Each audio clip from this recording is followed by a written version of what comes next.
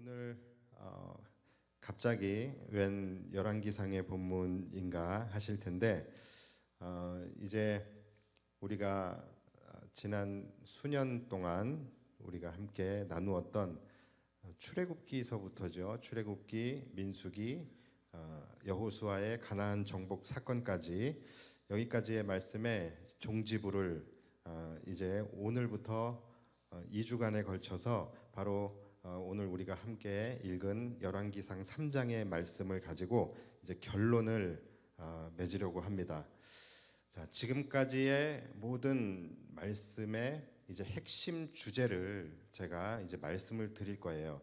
자, 그러다 보니까 조금은 딱딱할 수 있을 것 같은데, 그러나 여러분 오늘부터 이제 2주 동안 드리는 말씀, 이것은 우리가 삶을 살아가는 데 있어서 너무너무 중요한 말씀이고, 또 이 말씀을 여러분들이 잘 기억하시고 또 이 말씀을 가슴에 새기신다면 아마 여러분들의 영혼의 축복은 물론이고 또 삶에서 부어지는 축복까지도 여러분들이 누리게 되실 것입니다. 제가 지금 확신하고 말씀을 드리는 거예요. 자, 그만큼 오늘 말씀은 중요합니다. 지금까지 수년에 걸쳐서 계속해서 이제 우리가 구약의 출애굽기, 민수기, 또 여호수아 이렇게 나누면서 여러분들이 아마 때로는 지루하기도 하고 또 때로는 지겹기도 하셨을 거예요. 근데 그거는 저도 마찬가지예요. 저도 사실은 뭐 이런 강해 설교를 제가 예전에 했던 것도 아니고, 그래서 저도 이 시간들 동안에 여러분들 이상으로 이 말씀을 계속해서 같이 공부하고 연구하면서 같이 온 거예요. 여러분들이야 오늘 개역개정 성경 하나만 읽으시지만 저는 이 말씀을 준비하기 위해서 성경만 7개를 읽습니다. 성경만 여러 가지 번역 성경 7개를 읽고 그 외에 수십 권의 책을 보면서 저도 공부를 같이 했어요. 그래서 저도 굉장히 지겹고 또 지루한 시간이었지만 제가 이제 종지부를 찍는 이 시점에서 제가 이렇게 되돌아보면은 정말로 우리가 신앙생활을 하고 또 믿음을 지키며 사는 데 있어서 정말로 너무나도 어찌 보면 가장 중요한 책이라고 생각을 해요. 우리가 신앙생활을 한다라는 것은 다른 말로 하면 하나님을 알아간다라는 거예요. 하나님을 깊이 알아가는 것입니다. 그래서 우리는 하나님에 대해서 아는 만큼 우리는 그것이 믿음이 되는 것입니다. 우리는 믿음이라는 것이 기도 열심히 하고 예배 잘 나오면 믿음이 성장하는 것으로 우리가 생각하지만 사실은 우리의 믿음은 하나님을 알아가는 것만큼 그것이 믿음이 됩니다. 그리고 은혜는 본인의 믿음만큼 받게 되는 거예요. 그런데 그 믿음이라는 것이 뭐를 통해서 주어진다고요? 하나님을 얼마나 깊이 알아가느냐. 여기에서 믿음이 정해지는 거예요. 그래서 우리가 하나님을 안다라는 것, 이것은 너무나도 중요한 문제예요. 그냥 단순히 하나님의 존재를 아는 것이 아닙니다. 하나님의 속성이 무엇이며 또 하나님이 우리를 향한 뜻과 계획이 무엇이고 또 하나님의 호불호가 있잖아요. 하나님이 좋아하시는 것은 무엇이고 하나님이 싫어하시는 것은 무엇이며 또 하나님은 어떤 자들을 축복하시고 어떤 자들을 미워하시는지 여기에 대해서 우리가 아는 것이 가장 중요합니다. 그런데 바로 이 부분에 대해서 너무나도 자세하게 친절하게 너무나도 잘 계시해 주신 책들이 바로 우리가 지금까지 나누었던 책들이에요. 그래서 여러분 지금까지 말씀들의 이것을 종합해서 핵심 주제 이것만 여러분들이 잘 기억하신다면 여러분들의 영혼의 축복은 물론이고 또 이 땅에서의 축복까지 받아 누리실 수 있을 것이라고 저는 확신을 합니다. 왜냐하면 우리의 인생의 흥망성쇠가 누구에게 달려 있습니까? 하나님께 달려 있어요. 그렇다면 당연히 인생의 모든 주관자가 되시는 하나님에 대해서 우리가 아는 것만큼 중요한 것은 없는 것입니다. 수학도요, 공식을 외우는 사람이 있고 또 원리를 이해하는 사람이 있지요. 둘 다 문제를 풀 수 있습니다.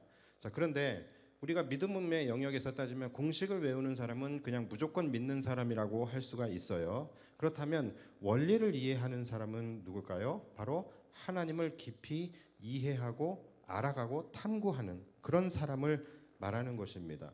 그래서 둘 다 문제는 풀 수 있어요. 그런데 항상 문제가 어디서 일어나게 되냐면 바로 예상 외의 문제를 만났을 때, 뜻밖의 문제를 만났을 때, 또는 공식에서 벗어난 문제가 나올 때에 공식만 외웠던 사람들은요, 이 공식에서 벗어난 문제가 나오게 되었을 때 버퍼링이 생깁니다. 멘붕이라고 하죠. 이런 게 이제 일어나면서 풀지를 못해요. 그러나 원리를 이해하는 사람은요, 공식에서 벗어나도 그 원리를 가지고 차근차근 풀어갈 수 있게 되는 거예요. 이처럼 하나님을 공식으로 믿는 사람들도 있어요. 물론 그것도 믿음입니다. 무조건 믿는 것, 이것도 물론 믿음이에요. 그런데 이렇게 하나님을 공식으로 믿는 사람들은요, 삶에서 예상치 못한 삶의 상황을 만났을 때 그것을 믿음으로 대응하기가 어렵습니다. 그러나 반면에 하나님을 온전히 이해하는 사람, 이런 사람들은 모든 삶의 상황들을 다 믿음으로 풀어갈 수 있게 되는 것이죠. 그래서 우리가 하나님을 이해하는 것은 너무나도 중요해요. 자, 지금부터 그래서 이제 핵심 원리를 제가 이제 말씀을 드릴 텐데, 출애굽기부터 시작해서 여호수아까지, 여호수아의 가나안 정복까지, 자, 여기에 이 모든 것을 통틀어서의 주제는 딱 두 문장으로 정리를 할 수가 있어요. 자, 먼저 여러분 출애굽기의 내용이 뭡니까?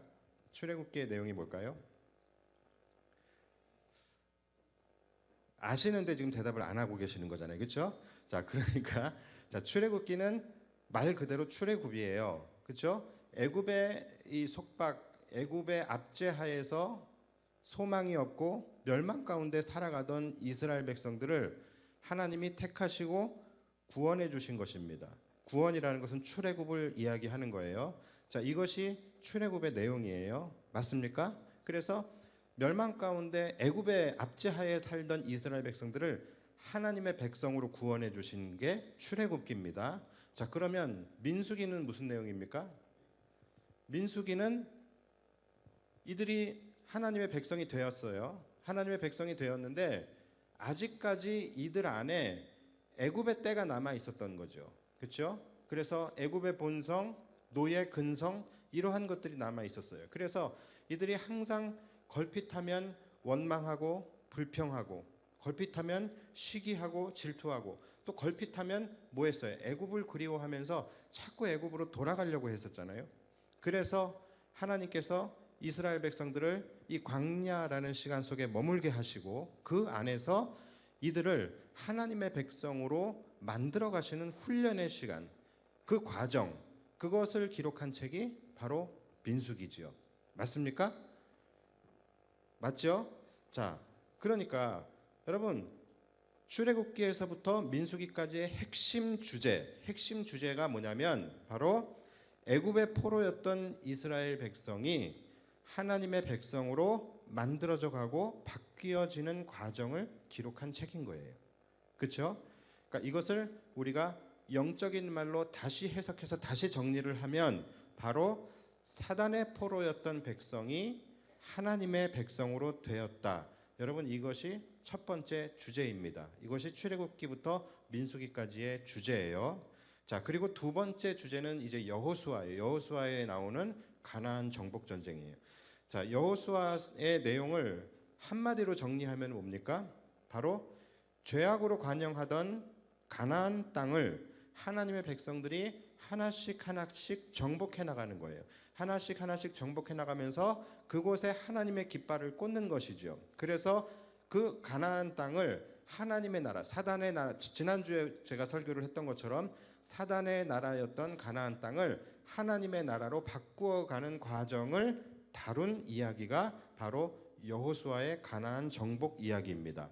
그렇죠? 그러니까 이것이 여호수아의 핵심 주제는 뭡니까? 한마디로 요약하면 사단의 나라가 하나님의 나라가 되었다라는 거예요. 이것이 바로 여호수아에 나오는 가나안 정복의 핵심 주제입니다. 여러분 이해 가시죠? 자, 출애굽기에서 민수기까지는 사단의 백성이 하나님의 백성이 되었다예요. 그렇죠? 그리고 여호수아와 가나안 정복은 바로 사단의 나라가 하나님의 나라가 되었다라는 거예요. 자, 이것이 바로 최초 떨기나무 아래서 하나님께서 모세를 만나 주셨을 때 모세와 더불어서 말씀하시고 약속하신 하나님의 계획이었어요. 결국 하나님께서는 이 계획을 정확하게 이루어 가셨고 이 약속을 신실하게 지키신 것입니다. 자, 사단의 백성이 하나님의 백성이 되었고 사단의 나라가 하나님의 나라가 되었다. 여러분, 이것이 바로 이 세상이 운행되어지는 원리입니다. 그리고 이것이 바로 이 세상을 향한 하나님의 계획인 거예요. 그리고 그 계획은 지금도 진행 중에 있는 것입니다. 그리고 이 계획은 언제 마무리가 됩니까? 언제 종지부를 찍게 됩니까?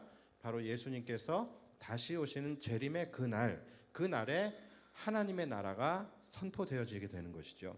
자, 여러분, 이런 거예요. 그러니까 이 말씀들을 우리가 잘 묵상했다라고 한다면 이제 우리를 향한 하나님의 계획이 무엇인지 우리는 이제 모르지 않습니다. 그리고 하나님의 백성된 우리들이 어떻게 살아야 하는지에 대한 삶의 분명한 목적과 방향성이 세워지게 되는 것이죠. 우리의 삶의 방향과 목적, 이것은 뭡니까? 죄의 노예, 우리가 바로 죄의 노예, 사단의 노예로 살던 우리들이 하나님의 백성이 되는 거예요. 여러분, 이것이 우리의 삶의 방향과 목적입니다. 그리고 두 번째 목적이 뭐였습니까? 사단의 나라가 하나님의 나라가 되었다예요. 다시 말해서 우리를 통하여 사단의 나라인 세상 가운데 우리가 이 세상을 정복하며 하나님의 깃발을 꽂고 세상을 하나님의 나라로 정복해 나아가고 확장해 나아가는 것. 여러분, 이것이 우리의 인생의 두 번째 삶의 목적과 방향성이 되는 거예요. 그래서 우리의 삶의 가장 중요한 방향성은 무엇입니까? 바로 이 두 가지예요. 그래서 여러분들이 살아가시면서 이 두 가지를 항상 기억하고 마음에 새기고 살아가셔야 되는 거예요. 죄의 노예로 사단에 속박되어 살아가던 영적 이스라엘, 우리가 바로 영적 이스라엘 아닙니까? 이런 우리를 하나님이 구원해 주셨어요. 하나님이 구원해 주셨습니다. 그러나 이제 민수기로 들어가게 되는 거예요. 여전히 우리 안에는 뭐가 남아 있습니까? 죄악된 본성, 애굽의 본성, 그리고 노예 근성, 이러한 것들이 아직까지 우리 안에 남아 있는 것이죠. 그래서 우리를 보면은 걸핏하면 원망과 불평을 하게 되고, 걸핏하면 시기와 질투를 하게 되고, 걸핏하면 다툼과 분열을 일으키고, 걸핏하면 이 죄의 세상 속으로 다시금 회귀하려고 하는 이 죄의 그런 죄성, 이러한 것들을 가지고서 그 죄를 그리워하게 되는 그러한 우리 마음의 죄성, 본성이 있다라는 것이죠. 자, 이것을 이제 우리 인생의 광야의 시간들을 통하여 이제 우리가 다듬어지고 하나님께서 우리를 훈련시키시면서 죄악의 백성에서, 사단의 백성에서 하나님의 백성으로 바뀌어지는 그 과정 가운데 지금 우리가 살아가고 있는 거예요. 그렇기 때문에 우리의 인생의 방향성은 뭡니까? 우리는 온전한 하나님의 백성이 되도록 계속해서 나아가야 되는 것이죠. 이것이 우리의 첫 번째 방향성이에요. 자, 그리고 두 번째 방향성이 뭡니까? 두 번째 미션, 하나님의 백성된 우리를 통하여 이 땅에 하나님의 나라를 확장하는, 다시 말해서 사단의 나라가 하나님의 나라가 되는 것입니다. 자, 하나님은 이 두 가지 때문에 우리를 부르신 거예요. 그리고 이 두 가지가 우리를 향한 하나님의 유일한 소원이시고 계획이시다라는 거예요. 그러니까 지금까지 여러분의 삶의 목적과 방향성이 어디에 가 있었는지를 이 시간에 여러분들이 다시 한번 돌아보셔야 됩니다. 우리들 가운데는 적게는 뭐 20, 30년 사신 분들도 계실 것이고 많게는 7, 80년, 6, 70년 사신 분들도 계실 거예요. 그런데 내가 지금까지 살아온 인생을 되돌아보며 반추해 볼 때 나의 삶의 목적과 방향성은 무엇이었는지, 지금까지 나는 무엇을 향해서 무엇을 붙들고 살아왔는지를 여러분들이 다시 한번 돌아보셔야 되고, 만약에 이 두 가지가 여러분들의 삶의 목적과 일치하지 않다라고 한다면 여러분 지금 당장이라도 여러분들의 삶의 방향성을 수정하셔야 됩니다. 왜냐하면 은혜의 샘은 바로 여기에 있습니다. 모든 은혜는 여기에 있는 거예요. 우리가 온전히 하나님의 백성이 되는 것, 이것이 첫 번째고, 두 번째는 바로 우리를 통하여 하나님의 나라가 이 땅에 세워지고 확장되어지는 것입니다. 여러분, 모든 은혜는 여기에 있는 거예요. 이 두 가지가 우리의 인생을 통하여, 우리의 삶을 통하여, 바로 여러분들을 통하여 이루어질 때에 하나님의 은혜가 물붓듯이 부어지게 되는 거예요. 여러분, 이것이 기독교의 다입니다. 이게 기독교의 다예요. 예수님도 뭐 때문에 이 땅에 오셨습니까? 뭐 때문에 십자가를 지셨습니까? 바로 이 두 가지 때문이에요. 이 두 가지 때문에 이 땅에 오셔서 십자가를 지시는 거예요. 사단의 백성으로 죄의 노예로 멸망 가운데 죽어가던 우리들을 구원하셔서 하나님의 백성으로 삼아 주시기 위해서 예수님께서 이 땅에 오셔서 우리를 대신하여 십자가에 달려 죽으신 것입니다. 그리고 두 번째, 죽으시고 부활하셨잖아요. 죽으시고 3일 만에 이 세상의 모든 사망과 죽음의 권세를 이기시고 부활하셔서 이 세상의 정사와 권세와 공중의 권세 잡은 자들을 다 물리치시고 정복하심을 통하여 이 땅에 무엇을 선포하셨습니까? 바로 하나님의 나라를 선포하신 것이 예수님이 하신 일 아닙니까? 그러니까 바로 이 두 가지라는 거예요. 그러니까 예수님의 십자가의 죽음은 바로 우리의 첫 번째예요. 바로 사단의 백성이었던 우리를 하나님의 백성으로 바꾸신 사건이 바로 십자가의 사건입니다. 그리고 두 번째, 십자가의 부활의 사건. 이 부활의 사건은 사단의 나라를 무너뜨린 사건이에요. 사단의 나라를 무너뜨리고 하나님의 나라를 이루신 사건이라는 거예요. 그래서 여러분, 하나님은 이 두 가지밖에 없으세요. 하나님은 이 두 가지에 가장 예민하실 수밖에 없고 이 두 가지에 가장 크게 반응하실 수밖에 없는 거예요. 우리가 지금까지 나누었던 책들을 여러분들이 시간 되실 때 다시 한번 보세요. 하나님은 이 두 가지에 가장 예민하시고 이 두 가지에 하나님은 가장 크게 반응을 하신다라는 거예요. 왜? 당신의 사랑하는 독생자 아들을 십자가에 달려 죽게 하시기까지 하면서 이 일을 이루신 일이기 때문에 그래요. 그래서 하나님은 이 두 가지에 크게 반응하실 수밖에 없습니다. 자, 가장 크게 반응하신다라는 것은 바로 하나님의 반응이 도 아니면 뭐라는 이야기예요. 바로 이 두 가지, 이것으로 인해서 하나님의 반응이 극과 극으로 나누어지게 된다라는 것입니다. 하나님은 이 두 가지가 무시되어질 때에 하나님은 가장 크게 진노하시고 또 이 두 가지가 이루어질 때 하나님은 가장 기뻐하시며 가장 큰 은혜를 부어주신다라는 거예요. 제가 여러분들에게 오늘 말씀드리고 싶은 주제는 바로 이겁니다. 표현이 좀 그럴 수 있지만 여러분들이 공략하셔야 할 부분이 바로 이 부분입니다. 바로 이 두 가지예요. 여러분, 이 두 가지만 기억하시고 이 두 가지가 여러분들의 삶의 목적이 되어 보십시오. 그럼 말씀드렸다시피 영혼의 축복은 물론이고 이 땅에서도 물붓듯이 부어주시는 하나님의 은혜가 여러분들의 삶 속에 임하게 될 겁니다. 제가 지금부터 이제 실제적인 이야기를 이제 하게 될 텐데 여러분들 이성적이고 냉정하게 한번 생각을 해보시길 바래요. 자, 오늘 기도회니까 여러분들이 마음에 간절한 어떤 소원이 있어요. 기도 제목이 있습니다. 자, 그것을 가지고 오늘도 기도를 하실 거예요. 자, 그런데 여러분들이 간절하게 하나님께 아뢰고 기도를 해요. 자, 그렇다면 여러분, 이 기도는 언제 이루어질까요? 언제 이루어질까요?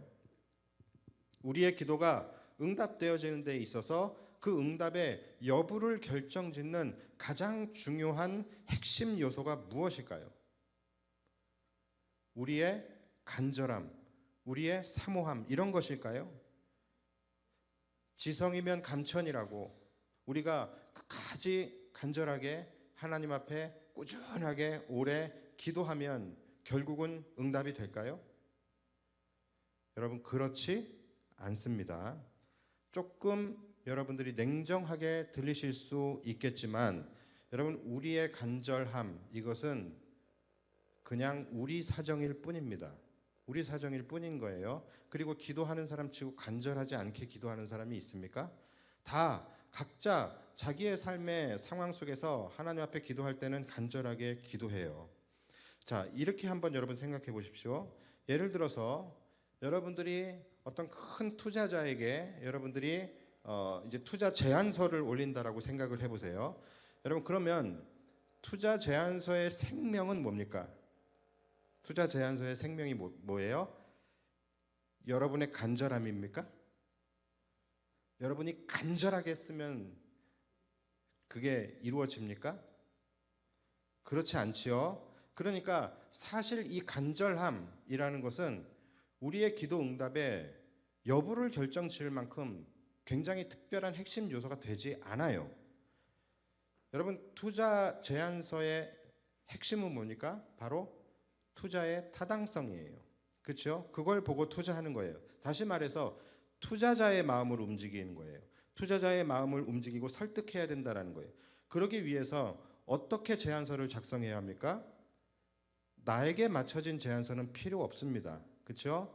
오직 투자자가 솔깃할 만한, 투자자가 귀를 쫑긋 세울 만한, 투자자가 의자를 바짝 당겨 앉고 유심히 들어볼 만큼 관심을 가질 만한 주제의 제안서가 있어야 된다는 거예요.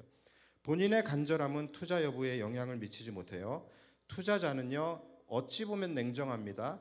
투자할 가치가 있을 때 투자하는 거예요.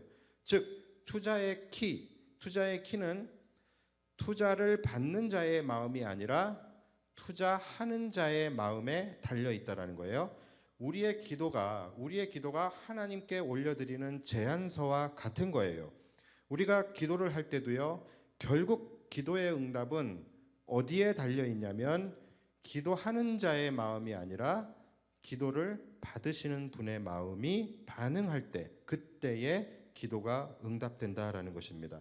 그러니까 아무리 우리가 기도를 오래 하고, 아무리 기도의 내용이 잘 짜여져 있고, 아무리 기도를 여러분들이 간절하게 또 구구절절 눈물 없이는 못 듣는 그런 기도라 할지라도 하나님의 마음이 동하지 않으면 그 기도는 보류입니다.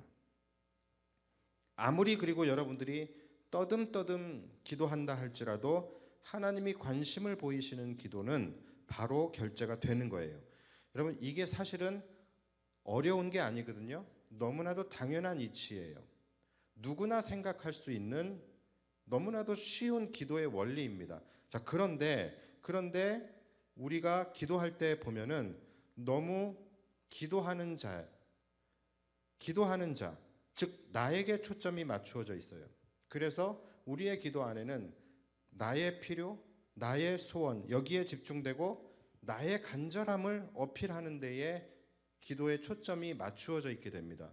여러분, 그런데 물론 그것이 잘못된 기도라는 것은 아니에요. 그러나 여러분, 이것이 기도 응답에 큰 영향을 미치지 않는다라는 것입니다. 응답받는 기도의 핵심 키는 바로 주시는 자의 마음이 설득되는 것이죠. 주는 자에게 관심이 있을 때, 주는 자가 주고 싶은 마음이 생길 때, 그때의 기도 응답이 이루어지는 거예요. 다시 말해서 하나님을 기쁘시게 하는 기도, 그 기도가 응답받는 기도의 핵심 키인 것입니다. 여러분들의 기도가 수정되어져야 한다면 여러분도 수정하시기 바랍니다. 다시 말해서 하나님을 기쁘시게 하는 기도예요. 자, 그렇다면 우리가 이제 기도를 하기 전에 뭐만 알면 되는 것이죠? 바로 주는 자예요. 주는 자. 즉 하나님이 무엇을 가장 기뻐하시며, 하나님이 무엇에 가장 관심이 있으시며, 하나님이 무엇에 가장 큰 반응을 보이시는가. 그래서 우리가 하나님을 아는 것이 중요하다라고 말씀을 드리는 거예요. 자, 그런데 이 부분에 대해서 제가 서두에 말씀을 드렸죠. 그렇죠? 하나님이 가장 기뻐하시고, 하나님이 가장 관심을 갖고 계시고, 하나님이 가장 크게 반응하시는 것이 무엇인지 말씀을 드렸죠. 바로 그 두 가지입니다. 우리는 바로 그것을 가지고 기도해야 되는 거예요. 그 두 가지, 바로 하나님의 백성, 두 번째 하나님의 나라입니다. 이 두 가지예요. 다른 기도 여러분 안 하셔도 괜찮습니다. 다른 기도는 안 하셔도 되는데 무조건 여러분들의 기도 안에는 하나님의 백성, 하나님의 나라, 이 두 가지의 주제만큼은 절대로 빠져서는 안 되는 거예요. 여러분 한번 생각해 보십시오. 여러분들의 기도 안에 이것들이 있었습니까? 이 두 가지가 있었습니까? 첫 번째, 하나님의 백성, 내가 하나님의 온전한 백성이 되기를 구하는 기도. 두 번째, 이 땅에 하나님의 나라가 되어지기를 구하는 기도.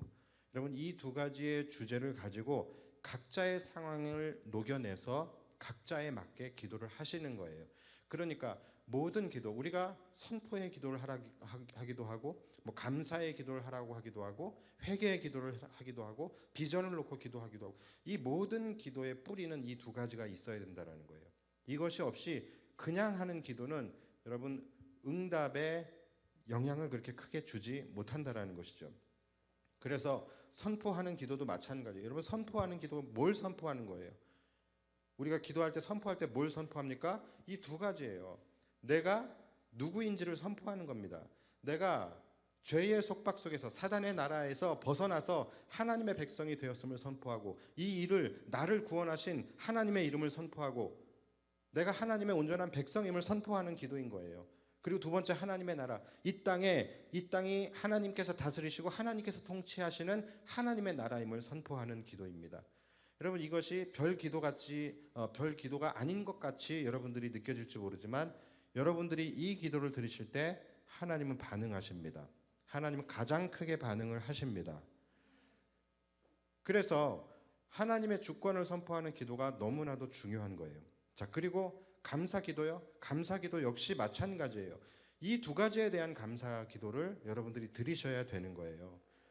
우리는 감사기도 하라 그러면 그냥 오늘 내 삶에서 일어난 하나님의 은혜, 이러한 것들을 가지고서 감사기도를 이제 하시죠. 그리고 그거 말고는 특별히 감사할 게 없는 것 같아요. 그래서 막 쥐어짜고 막, 그래서 하나님 오늘 고등어 먹게 해주셔서 감사합니다. 뭐 이런 거, 뭐 하나님 오늘 뭐 해주셔서 감사합니다. 그러니까 이러한 것들이 여러분 감사의 본질이 아니라는 것입니다. 감사의 기도 역시 뭐부터 감사해야 되는 거예요? 그렇죠. 사단의 백성이었던 나를 구원하셔서 하나님의 백성이 되게 하심에 감사를 하는 거예요. 여러분 이 감사가 진짜 감사인 겁니다. 예수 그리스도를 통하여 하나님의 나라를 우리에게 허락하신 것에 대한 감사. 여러분 이 감사가 우리가 드려져야 할 감사의 기도인 거예요. 살면서 주는 소소한 감사 물론 중요하지요. 그리고 그렇게 우리가 그런 감사하는 것도 하나님이 너무나 기뻐하시겠지요. 그러나 진짜 하나님이 원하시는 감사, 하나님이 관심 있게 들으시며 하나님이 기쁘게 반응하시는 감사는 바로 이거예요. 왜요? 우리에게 행하신 일 중에서 가장 큰 일이 이 일이기 때문에. 하나님이 우리에게 행하신 일 중에서 가장 하나님께서 영광 받으시고 예배 받으시고 감사를 받으시기 원하는 일은 이 일이거든요. 우리가 하나님의 구원하심으로 말미암아 하나님의 백성이 되었다라는 것.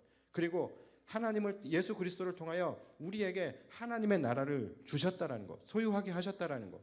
여러분 이것만큼 감사한 것이 어디 있겠습니까? 그러니까 이 두 가지를 여러분들이 감사하셔야 되는 거예요. 회개기도도 마찬가지예요. 회개기도도요. 단순히 살면서 하나님 나 이런 죄 지었어요. 오늘도 이런 죄를 졌어요. 오늘 또 넘어졌어요. 거짓말했어요. 도둑질했어요. 살인은 안 했겠죠. 뭐 했어요. 뭐 이러면서 그냥 내가 오늘 살아가면서 지었던 자범죄, 이런 기도를 하는 것이 회개기도가 아니라 이 두 가지예요. 나를 향한 하나님의 가장 큰 계획과 하나님의 가장 큰 소원인 이 두 가지를 내가 온전히 살아내지 못하고, 내가 그것을 이루어내지 못하고 감당하지 못하고 있는 것에 대한 회개 기도를 드려야 되는 거예요. 죄의 노예로 살면서 정말로 소망이 없고 비참하고 멸망받을 수밖에 없었던 나를 그리스도의 대속의 십자가로 구원하여 주시고 나를 하나님의 백성으로 삼아 주셨는데, 내가 하나님의 자녀답게 하나님의 백성답게 내가 온전히 살아내지 못했던 나의 죄를 하나님 용서하여 주옵소서. 아직도 이스라엘 백성들과 같이 내 마음속에 이 죄의 습성들을 내가 버리지 못하고 있습니다. 그래서 내 입술에 항상 원망과 불평이 쏟아져 나오고 있고, 틈만 나면 내가 죄악된 삶을 그리워하면서 내가 그 죄의 길로 내가 다시 돌아가려고 하는 그런 내 안에 악한 죄의 본성이 있습니다. 하나님 연약한 나를 용서하여 주옵소서. 이 광야 같은 시간 동안 온전히 하나님께서 나를 다듬으시고 나를 새롭게 빚어주시고 나를 훈련시키셔서 온전한 하나님의 백성으로 거듭나게 하여 주옵소서. 여러분 이 기도가 진정한 회개의 기도인 거예요.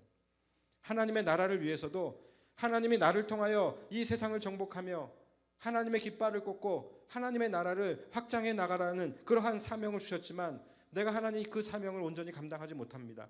나의 안일함 때문에, 나의 태만함 때문에, 내 안에 있는 두려움 때문에 내가 그 거룩한 사명들을 이루어내지 못하고 있음을 하나님 회개합니다. 그러니까 여러분 우리가 회개를 해도 내가 정말로 무엇을 잘못한 건지, 무엇이 잘못인지 이거를 알고 회개해야 된다는 거예요. 우리는 회개를 해도 마치 5살짜리 꼬마아이가 엄마에게 그냥 맴매 맞기 싫어서 잘못을 비는 것처럼 그런 회개를 해요. 자신의 어떤 행위만 가지고서 회개를 하는 거예요. 엄마가 그 아이를 혼내는 이유는 그 아이의 어떤 행위보다도 그 아이의 악한 마음, 그것 때문에 아이에게 혼을 내는 것인데, 자녀는 자신이 한 그 겉에 드러난 행위, 이 행위만 가지고서 잘못을 빌잖아요. 그런데 여러분, 우리도 똑같이 하나님 앞에서 그러고 있다라는 거예요. 그래서 여러분, 우리가 살면서 짓는 자범죄들, 이러한 즉 죄의 행위이죠. 이것은 죄의 본질이 아닙니다. 여러분, 이것은 죄의 결과물들, 죄의 부유물들인 거예요. 진짜 죄의 본질은 뭡니까? 어디서부터 이러한 것들이 일어나게 되는 거예요? 내 안에 하나님의 백성이 되기를 싫어하는, 내 마음에 하나님 두기를 싫어하며 하나님 알기를 거부하고 결국은 하나님의 백성임을 거부하고 있는 내 안의 죄성, 여기서부터 모든 죄가 출산이 되게 되어지는 거예요. 사단의 백성이던 나를 구원해서 하나님의 백성이 되게 해주셨는데, 나는 또다시 애굽으로 돌아가고 사단의 나라, 죄의 나라로 들어가려고 하는 내 안에 뿌리 박힌 죄성, 그것을 우리가 회개해야 된다는 거예요.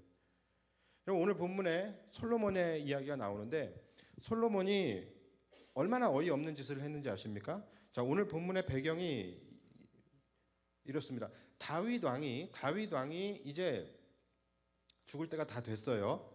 병들어서 이제 죽게 됐어요. 그래서 이제 숨이 껄떡껄떡 하고 이제 오늘 내일 하고 있는 그런 상황이에요. 자, 그런데 그런 상황에서 다윗의 아들 중에 아도니아라는 놈이 있어요. 이 아도니아라는 이 놈이 자기가 다윗의 뒤를 이어서 왕이 되고자 하는 야심을 품게 됩니다. 그래서 그는 자기의 세력을 이제 은밀하게 모아요. 그리고 다윗의 군대 장관인 요압까지도 그가 구워 삶아 가지고서 자신의 편으로 이제 만들었어요. 그렇게 뒷구멍에서 은밀하게 자신이 이제 다윗의 뒤를 이어서 왕이 될 준비를 다 마친 다음에 급기야 그가 뭘 하냐면은 셀프로 왕의 즉위식까지 자기가 끝내버리게 됩니다.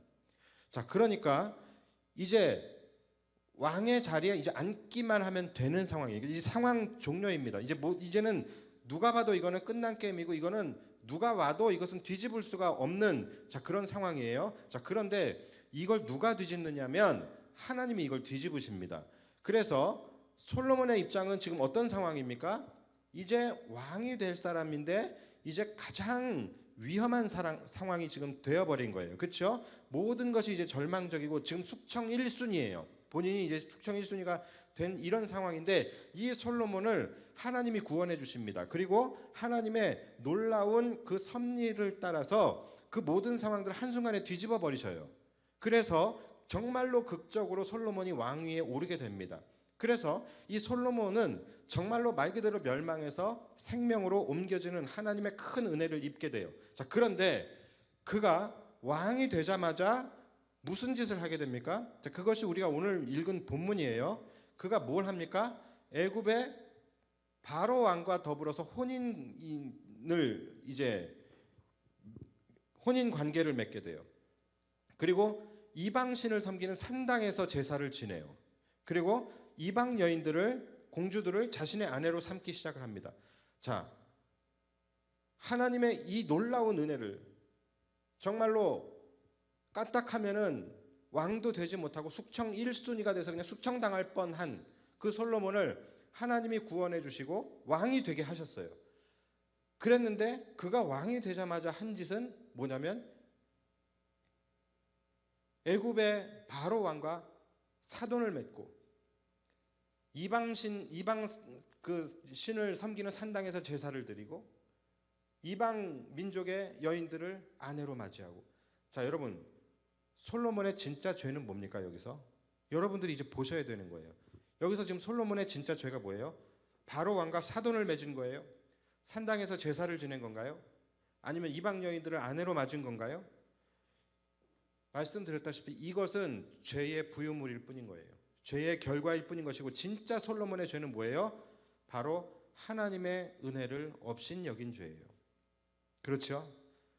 다윗의 때로부터 그렇게 큰 은혜를 입어놓고 정말로 멸망 직전에 하나님의 은혜로 왕이 되어놓고 그 하나님의 은혜를 기억하지 못하고 하나님의 은혜를 무시하고 업신여기고 그 마음에 하나님 두기를 싫어한 것, 여러분 이것이 솔로몬의 진짜 죄인 거죠. 여러분 우리도 마찬가지예요. 우리의 죄도 마찬가지예요. 우리가 진짜로 회개해야 할 죄는 살면서 우리가 짓게 되어지는 뭐 거짓말이니 도둑질이니 이런 죄의 부유물들 이런 것들이 아니라 내 안에서 날마다 나만 알고 있는 지독하게 꿈틀꿈틀 거리고 있는 이 죄악의 본성이 있잖아요. 하나님을 내 마음에 두기를 싫어하는 이 마음, 하나님의 백성이 되기를 거부하는 그 마음, 하나님의 백성으로 살아가기를 싫어하고 그러한 내 안에 추악한 죄성이 있잖아요. 어떤 은혜를 입었는데 우리가 나를 위해서 예수님이 십자가에 달려 죽으셨는데 그것 때문에 내가 지금 구원받고 왕같은 제사장으로 지금 살아가고 있는데 그런데 우리는 구원받자마자 우리의 마음속에 어떤 마음들이 있는 거예요? 하나님을 내 마음에 두기 싫어하는 마음이 있는 거예요. 우리에게 하나님의 나라를 이루라고 사명을 주셨지만 우리는 하나님의 나라보다도 세상의 나라가 더 좋은 거예요. 걸핏하면 세상으로 달려가고. 그러니까 이러한 우리가 진정으로 회개해야 할 죄악들은 바로 이런 거예요. 이래도 여러분 우리가 회개해야 할 것이 없습니까? 우리가 어떤 나눔을 갖다 보면은 회개할 게 없대요. 여러분 이러한 죄성으로부터 떳떳하고 자유로운 분들 있으십니까? 우리 가운데? 그러니까 우리는 무엇을 회개해야 할지도 모르고 회개하는 경우들이 많이 있어요. 그러니까 행위적인 것만 회개하다 보니까 한두 개 회개하면 그 다음엔 회개할 게 없는 거예요. 내 안에서 통회하는 마음도 없는 것이죠. 정말 우리가 통회할 일이 없는 건가요? 우리가 사과를 하거나 받거나 이럴 때에 진정성이 없다라는 말을 하죠. 여러분 진정성이 없다라는 말을 하는 경우는 어떤 경우예요? 자신이 진짜로 뭘 잘못했는지를 모르고 엉뚱한 것을 사과한다든가 그냥 겉에 드러난 것만 사과를 한다든가 또는 의무감에 해야 하니까 사과를 할 때 전혀 진정성이 느껴지지 않을 때 우리는 그런 말을 합니다.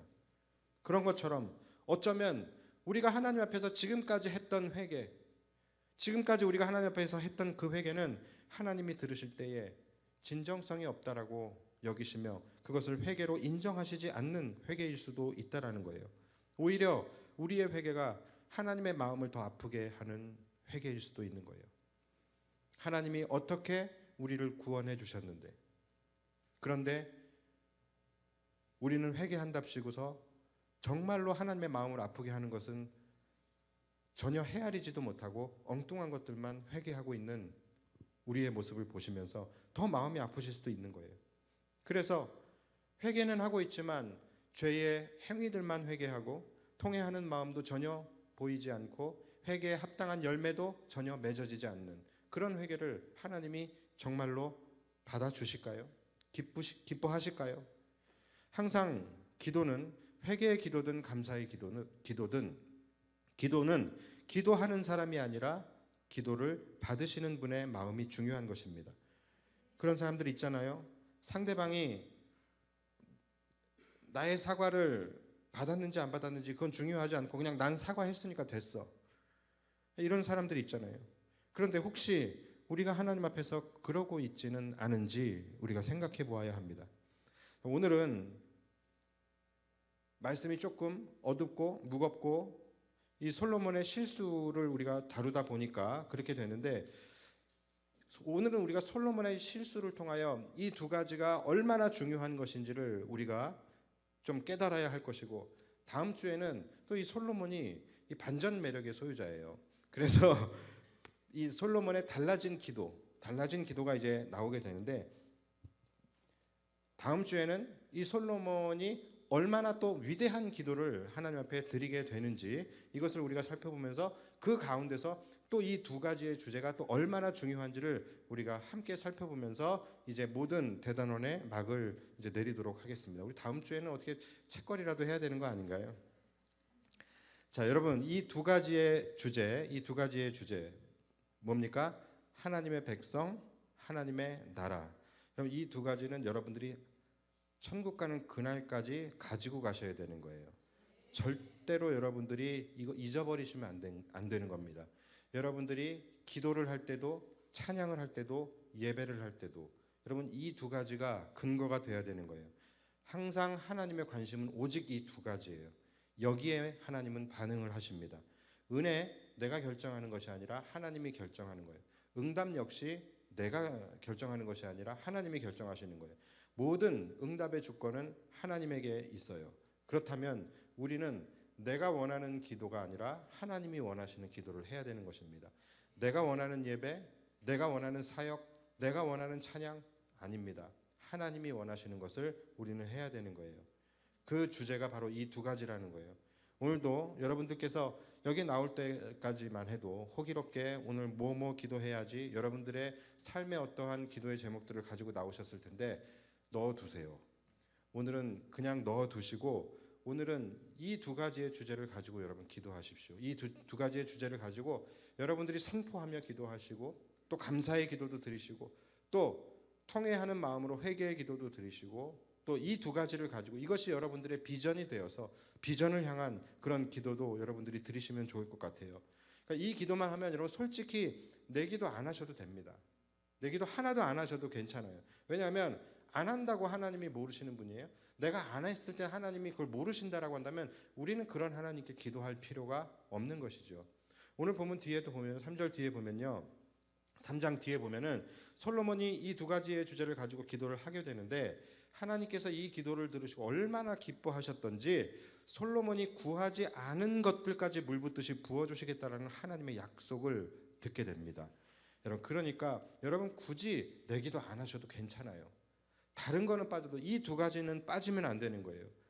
그러니까 내 기도 이 두 가지 가지고 기도하시고 내 기도는 마지막에 그냥 이것만 하면 돼요. 그냥 하나님 아시죠? 이것만 하면 되는 거예요.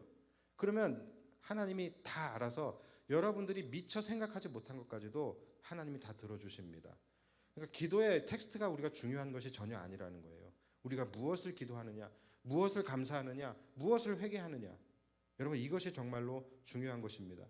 오늘도 주님께서 기뻐하시는 기도, 또 주님이 관심을 갖고 들으시는 기도, 주님이 가장 크게 반응하시는 그런 기도, 그런 기도를 통해서 여기 계신 모든 우리 사랑하는 성도들이 정말로 하나님의 놀라운 축복을 받고 하나님이 주시는 진정한 평안을 받고 돌아가시는 정말로 복된 성회가 되기를 주님의 이름으로 축복합니다.